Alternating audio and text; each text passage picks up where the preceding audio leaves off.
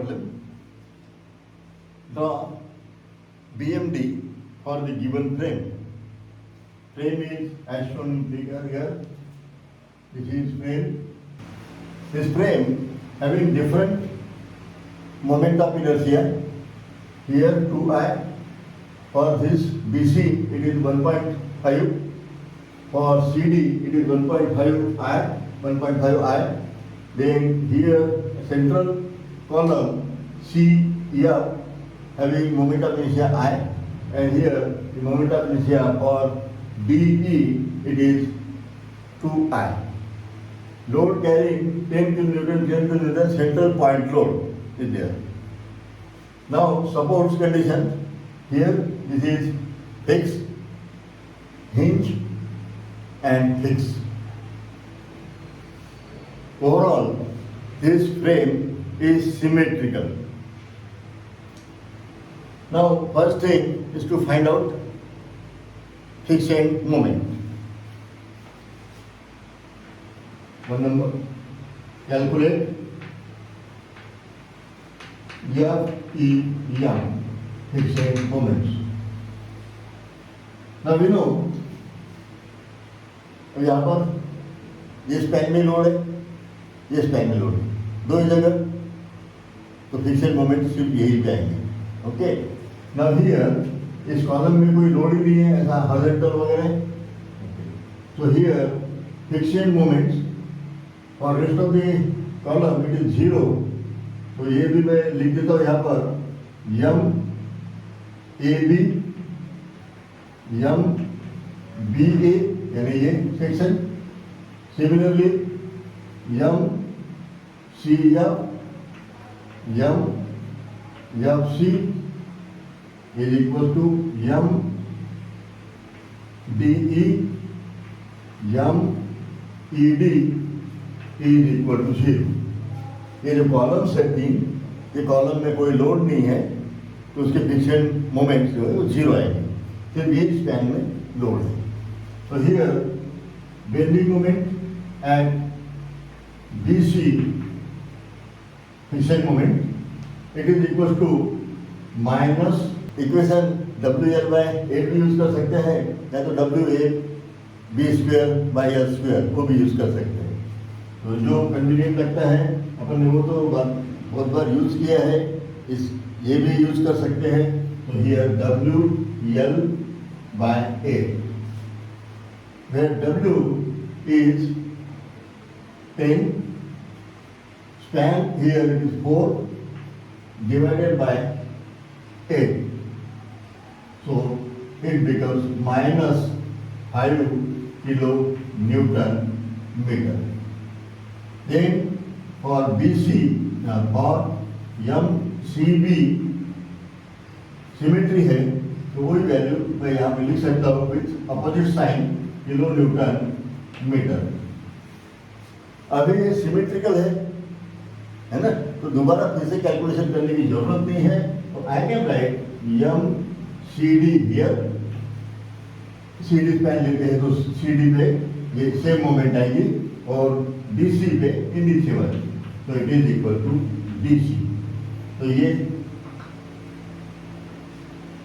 एक है ना, और इन सब के लिए वैल्यूज आर दीज टू, ये वैल्यू करना है. These are fixed moments. अभी नेक्स्ट स्टेप रहेंगे अपनी एज यूजुअल डिस्ट्रीब्यूशन फैक्टर. तो हियर डिस्ट्रीब्यूशन फैक्टर, ये अपना स्टेप नंबर 2. डिस्ट्रीब्यूशन फैक्टर में पहले अपन लिखते हैं यहाँ पे ज्वाइंट, देन मेंबर, है ना. तो ज्वाइंट कौन से 1, 2, 3, जहां पर 2 या 2 से ज्यादा मेंबर्स है. So here joint B and joint C would be sufficient. Symmetrical frame है, बरोबर. तो ये अगर निकाल लेते हैं तो सेम उधर लिख सकते हैं, तो कोई जरूरत नहीं है. Okay, so here B A and B C, और जॉइंट सी के लिए जो मेंबर्स आ रहे हैं C B CF and CD, ये तीन मेंबर्स मीट हो रहे हैं जॉइंट C पर, है ना। C पर CB, CD and CF. Now, next thing, RS means K. RS means relative stiffness. I by L, यदि फार एंड फिक्स है, यदि फार एंड हिंज सपोर्ट है तो वहां पर 3/4 I by L, ये अपन देख चुके हैं. हियर ये सभी फार एंड जो है फिक्स है एक्सेप्ट फार एंड F. तो CF के टाइम अपन थोड़ा सा केयरफुल रहेंगे CF लेते समय, है ना. तो वहां पर 3/4 I by L लेना होगा, बाकी जगह I by L sufficient. So here BA I by L, लेकिन यहाँ पर है 2I, moment of inertia I की जगह 2I and divided by L. L is 3 length I by L. Then BC, ये मेंबर के लिए मोमेंट ऑफ इनर्शिया है 1.5I and divided by length is 4. Okay, I by L, क्योंकि ये भी and fix है. ये दोनों के सम करेंगे तो here we will get algebraic sum of relative stiffness. Okay, ये दोनों के सम अगर करते हैं इट विल बी 1.041I. अब इसको इससे डिवाइड करेंगे, इसको इससे डिवाइड करेंगे, that would be distribution factor, वो रहेगा K divided by summation K. Okay, so it is equals to 0.64 divided and here 0.36. ये है अपने distribution factors. Okay, we calculate TM value. Now next step, फिर से I by L. अभी CB के लिए I है 1.5 by L into 4. CB के लिए ये है I और ये है 4. बाद में CF के लिए अब फार एंड अपना हिंज है, ये फार एंड हिंज है ना, ये जॉइंट है नियर एंड, यहाँ से ये दूर वाला, ये अगर हिंज है तो उस केस में अपने को 3/4 I by L लेना है. तो 3/4 तो हो गए I by L, तो I है वहाँ. Okay, and divided by L, span is 2. Okay, here length is 2. Then CD के लिए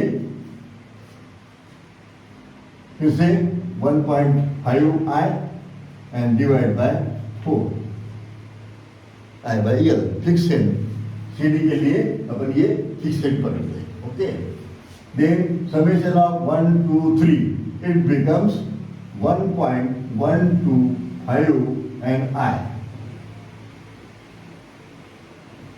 ओके, अब डिस्ट्रीब्यूशन फैक्टर के लिए ये जो K की वैल्यू है, हर K की वैल्यू को समेशन K से डिवाइड करना है.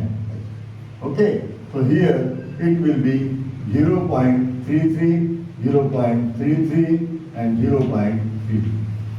These are distribution factors.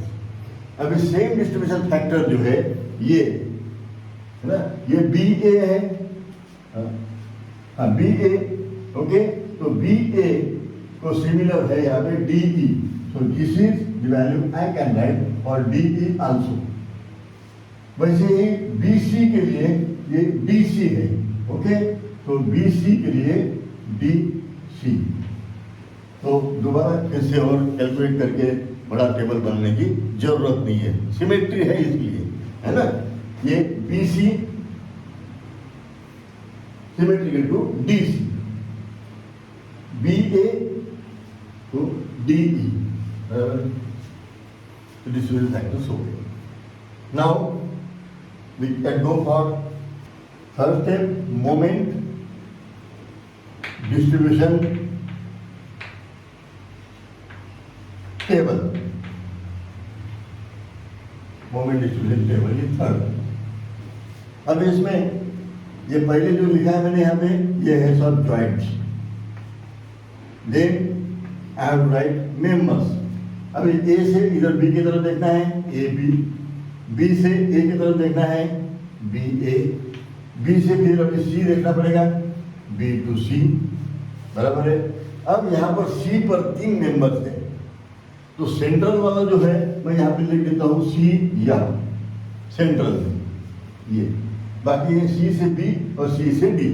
तो हियर सी से बी की तरफ देखना है, सी से डी की तरफ, डी से सी, डी से ई एंड ई से बी की तरफ।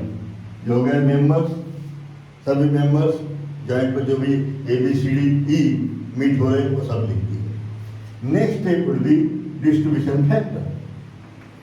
अब डिस्ट्रीब्यूशन फैक्टर यहां पर निकाला है अपन ने, एक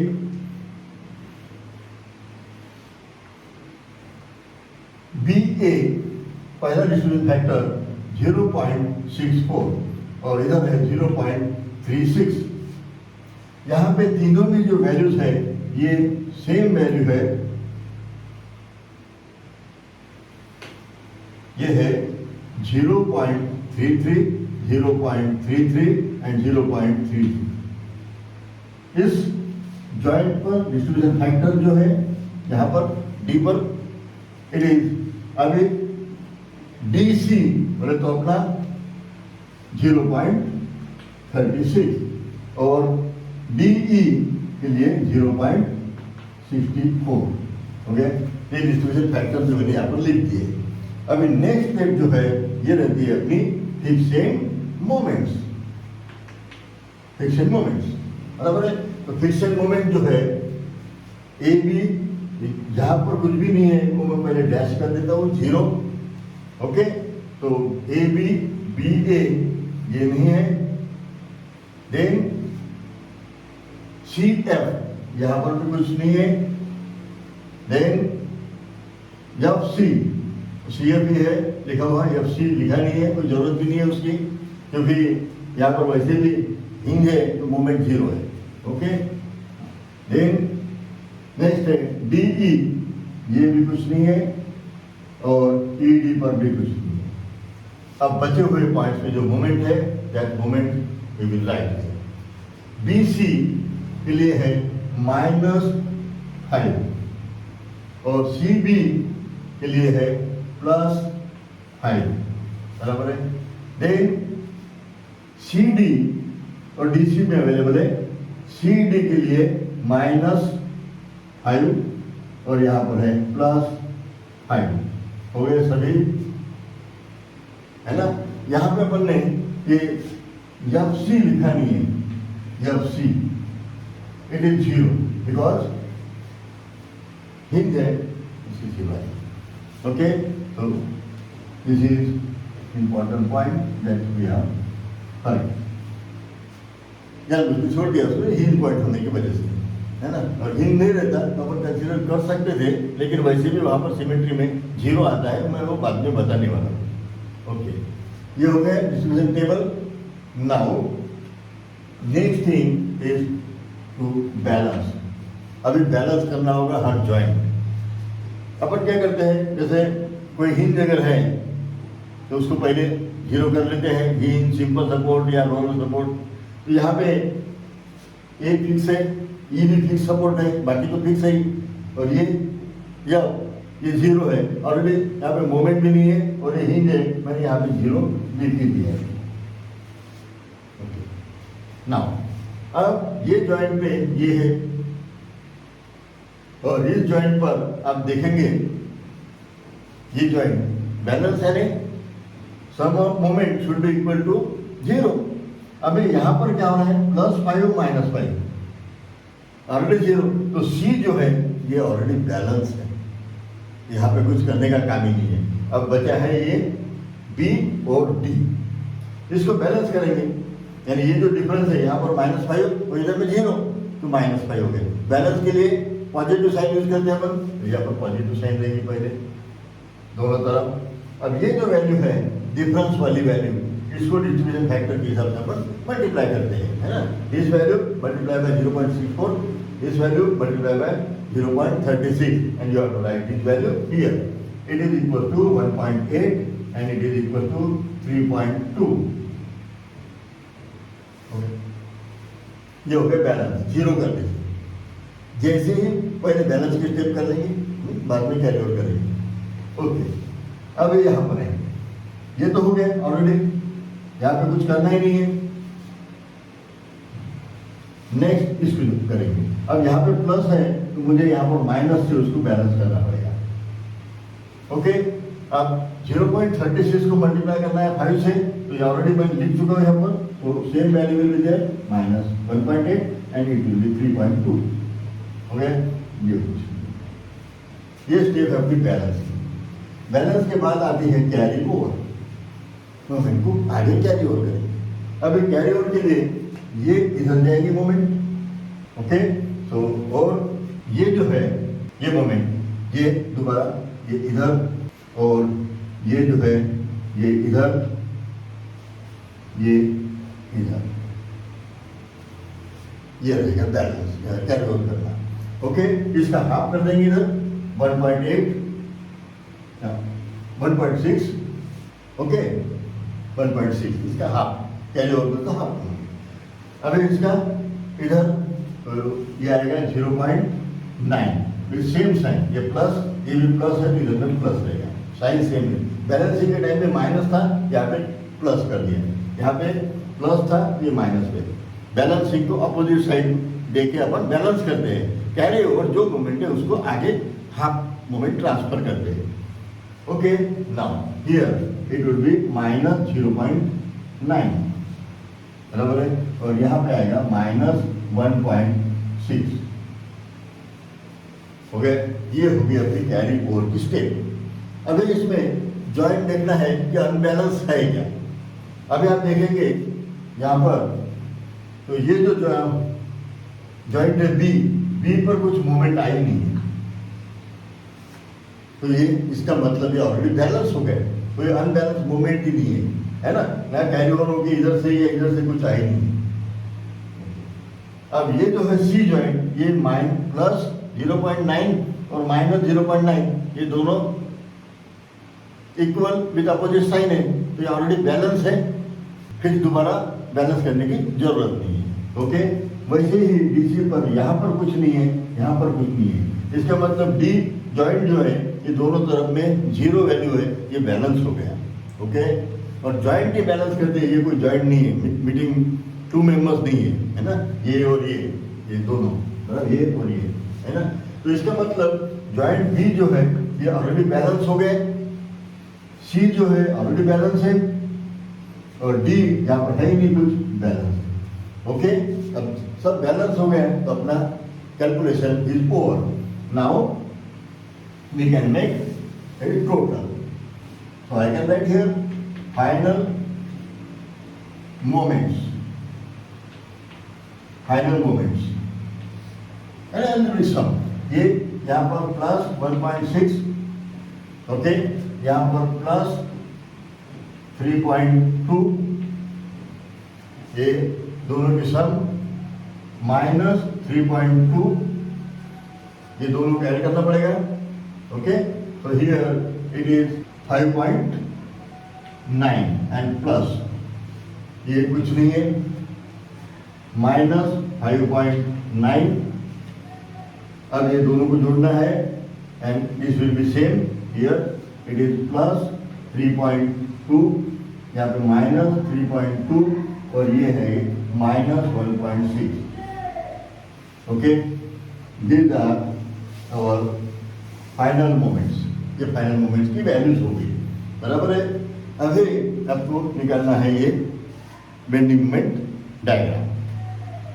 इसमें एक चीज मैं आपको नोटिस में ला के दूंगा, यहाँ पर देखें सेंट्रल कॉलम में मोमेंट जीरो है। जब बेंडिंग डायग्राम निकालेंगे तब और समझ, ये देखो सी एम मोमेंट डैश है, ये है जीरो है ना, और एफ सी तो ऑलरेडी जीरो है। इस कॉलम में, सेंट्रल कॉलम में कोई मोमेंट प्रोड्यूस नहीं होती है अगर बीइंग सिमेट्रिकल है तो this is the question asked in some exams in MCQ. Being दी है, सब दी है और मोमेंट पूछा है सी एफ का या एफ सी का, सी एफ या तो फिर एफ सी या तो दोनों कि मोमेंट कितना आएगा ये पूछा है, तो directly you have to write 0। कुछ भी लोडिंग कंडीशन ले लो, सेंट्रल यहाँ पर मोमेंट नहीं आती है। ओके, ये यदि फिक्स भी होता है, ये सपोर्ट यदि फिक्स भी रहे तो भी मोमेंट वहाँ पे प्रोड्यूस नहीं होने वाली सेंट्रल कॉलम पे। हाँ, जब तक कोई हॉरिजॉन्टल फोर्स वहाँ पे अप्लाई नहीं करेंगे। हॉरिजॉन्टल फोर्स अगर यहाँ पे है, यूडीएल पॉइंट रोल जो भी, तो वहाँ पर मोमेंट प्रोड्यूस होगी। अदरवाइज सिमेट्रिकल अगर फ्रेम है तो सेंट्रल कॉलम पर मोमेंट ये 0 होती है। यहाँ पर अपन देख चुके हैं मैन्युअल डायग्राम में, फिर से और समझ में आ जाएगा। Now manual diagram, this is the frame. Okay, अब वो जो है पॉइंट रोल का सिंपली सपोर्टेड बीम कंसीडर करके जो मैन्युअल डायग्राम आती है WL/4, it is WL/4 central point load. It is 10, span is 4 and divided by 4 it becomes 10 kilonewton meter central point.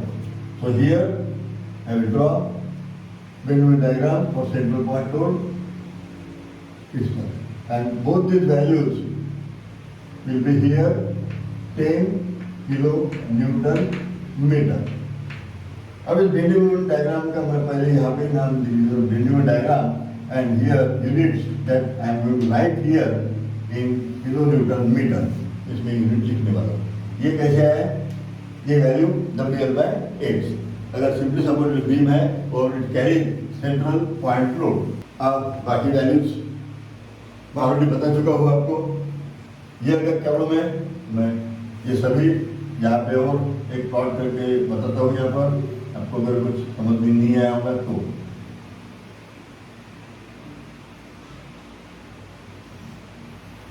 इसी बीम को मैंने यहाँ पे स्प्लिट कर दिया।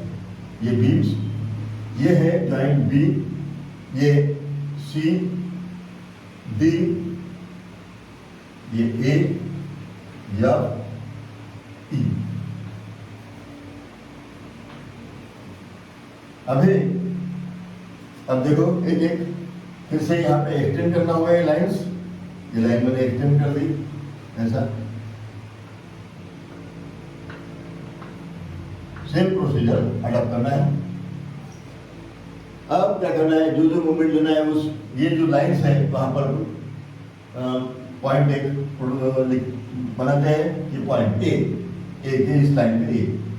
अब यहाँ पर ए टू बी है, A B it is plus means clockwise, तो मुझे यहाँ पे क्लॉकवाइज मूव होना पड़ेगा, बराबर है। तो क्लॉकवाइज में मूव होता हूँ ऐसे क्लॉकवाइज। तो ये एरो इधर से टच कर रहा है तो ऑर्डिनेट इधर आएगा, उसके अपोजिट साइड में ऑर्डिनेट इधर आएगा। सो here this ordinate would be here and the value is 1.6 arrow के अपोजिट साइड। अभी बी ए ये प्लस है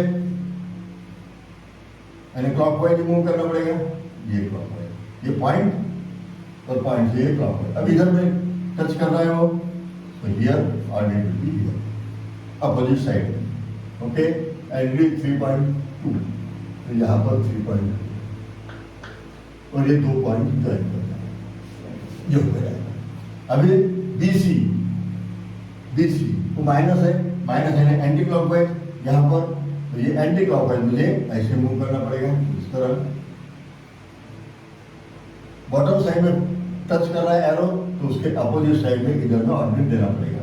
so here this ordinate will be like this, it is 3.4। Then अभी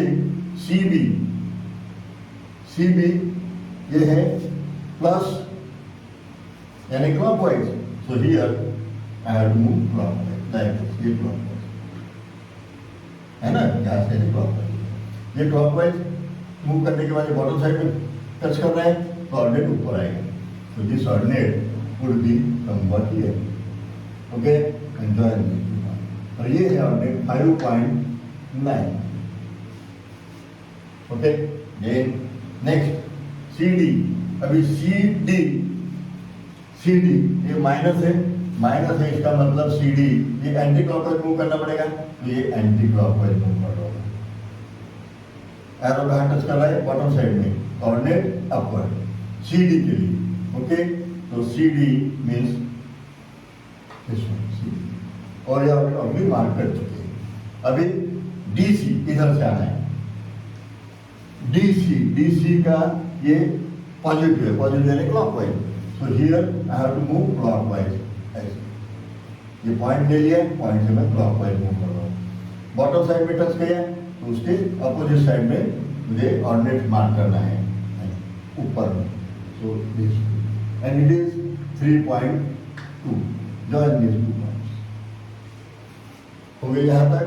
अभी इसको जैसे कि वैसे रिप्रोड्यूस कर सकते हैं, देखने की जरूरत नहीं है, लेकिन अपने को ये मेथड अच्छे से क्लियर हो जाए इसलिए मैं इसको बताता हूँ, ओके। ये है पॉइंट अपना D और ये C है ना, DC। मैं यहाँ पर पॉइंट भी लिख देता हूँ, यहाँ पर कौन से A B C D E and F, okay. Then you see अभी DE निगेटिव यानी anti clockwise.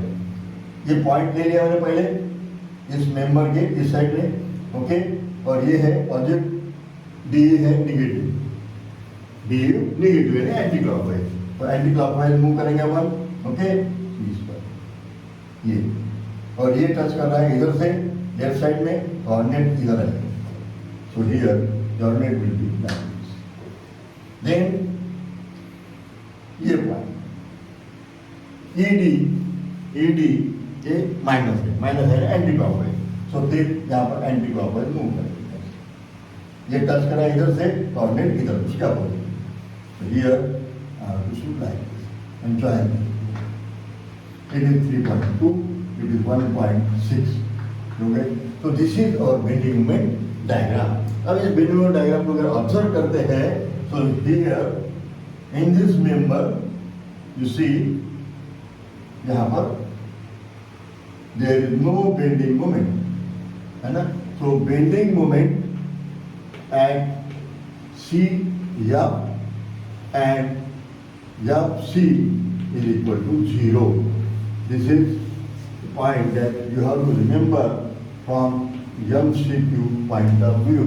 MCQ point of view इसको आपको रिमेम्बर करना है कि उसमें कोई बेंडिंग ऑर्डिनेट्स आया नहीं है, ओके। तो अभी इसका इलेक्ट्रिक कर्व वगैरह जो है ये आप आसानी से आप निकाल सकेंगे, इसमें कोई डाउट नहीं है। तीन चार एग्जाम्पल्स में ऑलरेडी मैं इलेक्ट्रिक कर्व कैसे निकालना है ये बता चुका हूँ। टेंशन साइड में रहता है, ये इधर ऑर्डिनेट है तो इस फेस में टेंशन रहेगा, इस साइड में, बराबर। ये डायग्राम टेंशन साइड में रहती है तो यहाँ पे टेंशन रहेगा। ये अभी डायग्राम इधर बन गए तो ये जो फेस है इधर वाला, इसमें टेंशन रहेगा, और टेंशन के लिए सैगिंग हॉगिंग का जो कर्व है वो अपने को ध्यान में रखना है, बाकी कुछ नहीं है। तो आप ये उम्मीद है ये फ्रेम के प्रॉब्लम जो है सिमेट्रिकल